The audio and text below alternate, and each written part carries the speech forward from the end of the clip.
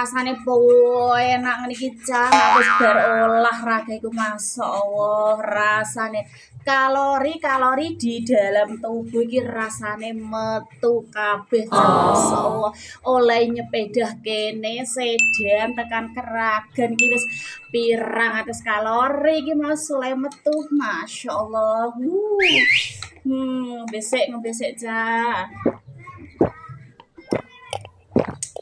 so gede.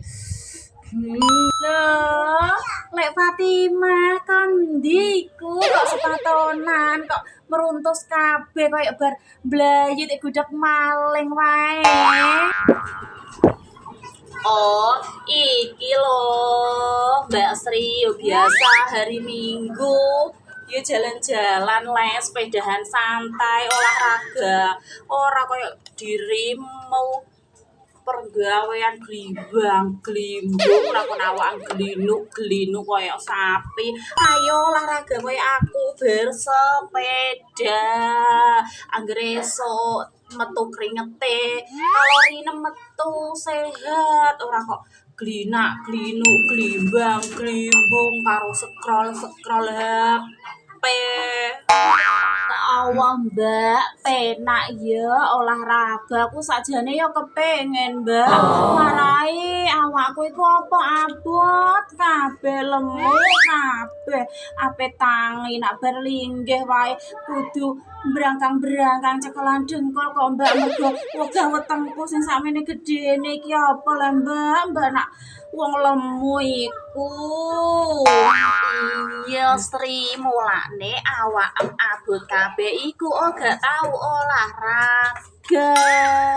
Ayo lek olahraga kok 2 minggu melo aku numpak sepeda santai kene tekan Keragan balik eneh koping 7 balah awakam langsung yo srut medun 15 kilo Sri deleng lah deleng awakku apik le saumuran ambek kowe aku ketok wae isih kaya umur 17 tahun kok Sri lah aku malah kaya umur 40 lek Fatimah lemu gedodor kabeh malah kaya mbok lekku pas aku saiki kok lah marai nangger bar mangan delok TV keturu ya dadine yo dadi daging lemu lek Fatimah kowe mana lek Fatimah awakam apik turu malah saiki awet enom malah koyo cah cilik malah koyo